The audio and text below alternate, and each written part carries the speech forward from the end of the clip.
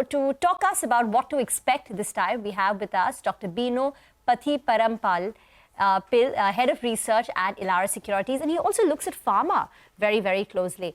Dr. Bino, thank you very much for joining in. First, give us the headline picture. What are you expecting at Elara going into the Q1 earnings season?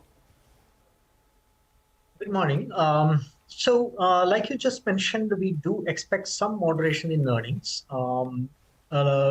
For the entire coverage universe, we are expecting only 5% odd top line growth and a flat earnings growth. But that is severely impacted because of a significant YOY decline in earnings in the oil and gas space, where we are going to see significant contraction in GRM as well as retail margin YOY.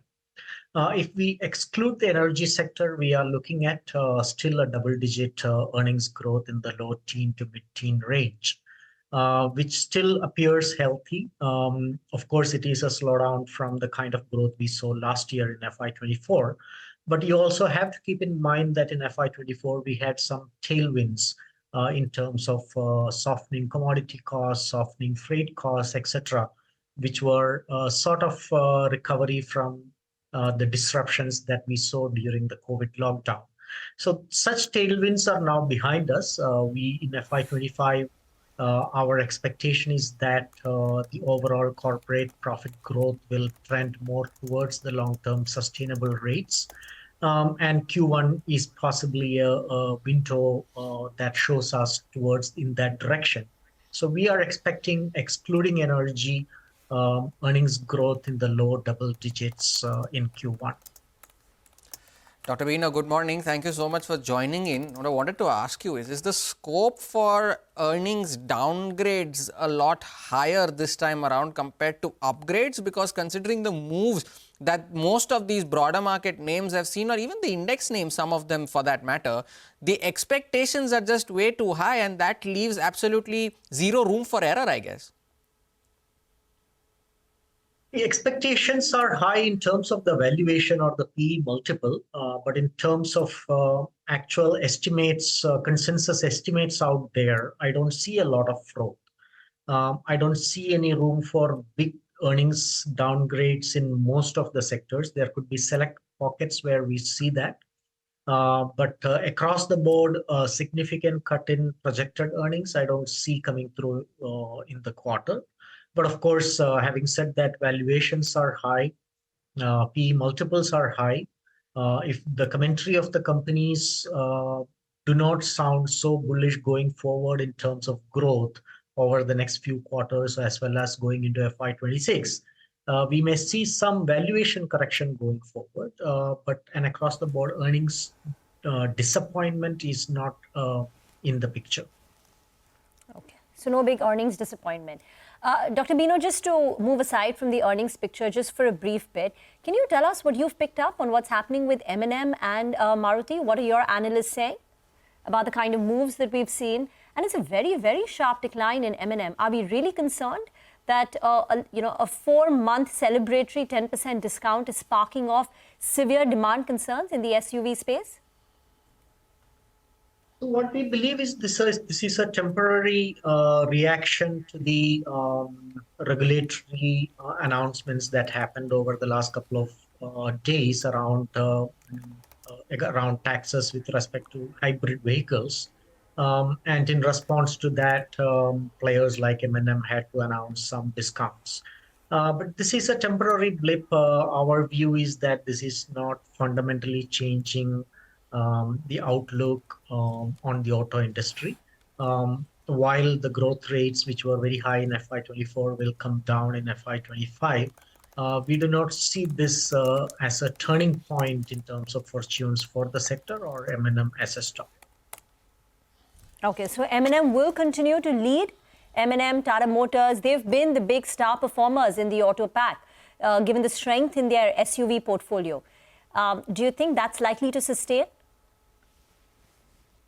They need not necessarily lead, but we believe that the overall momentum in the auto stocks, including Maruti, including M&M, Tata Motors, will continue. We will see continued growth, although at a softer rate than FY24.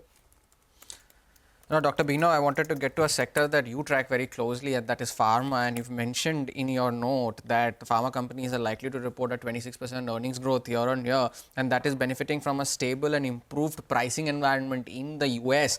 Is that pricing environment likely to sustain going forward? Do you see this as an inflection point for a lot of these pharma companies who have had pricing pressure for a prolonged period in the US market? And do you expect one or two particular companies to be a bigger beneficiary compared to the rest of the pack?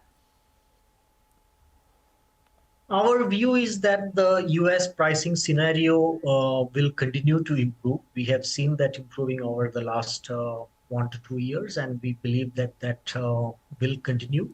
Possibly over a couple of years, we may see a scenario where we will talk about price increases in the US market rather than price erosion. So to that extent, we are very positive on the US generic space and all the companies which have significant leverage to that.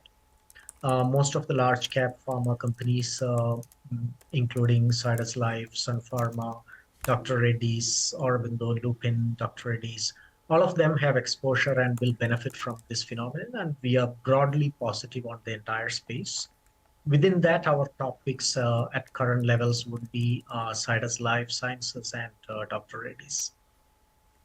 Okay, and you've got a sell call on Divi's Laboratory too in the pharmaceutical pack. What about technology? We've seen a run-up in the tech stocks in the last 1 month. Are they pricing in any potential good news? Is there a risk of disappointment because now the expectation has been, the bar has been raised with the kind of run-up that we've seen? I do not think the 1Q numbers would significantly matter for the stocks because the run-up has happened and the stock is pricing in a recovery of demand, possibly 2 to 3 quarters down the line. So the commentary of the management would be more important than the actual numbers in Q1. Having said that, I believe that the kind of big improvement in growth rates that the market is looking for may not come through. Our internal estimate is that possibly a recovery of growth from the current 1 to 2% to a 5 to 6% level is already in the price. For any meaningful surprise and a meaningful upside in the stock prices, the outlook for growth should come in above 6% levels, possibly closer to the 8, 9, 10% levels, which we have seen historically. That as of now looks as a tough ask, except for select counters here and there. So as of now, I would wait and watch on the IT sector stocks. All right, Dr. Bino, pleasure having you as always. Thanks a lot for joining in and sharing with us your expectations ahead of the first quarter earnings season, which has already begun, but begins for the Nifty 50 companies tomorrow evening. Time for a short break here on Trading Hour. Up next, we discuss what's buzzing in the commodity space. Manisha Gupta joins in on the other side.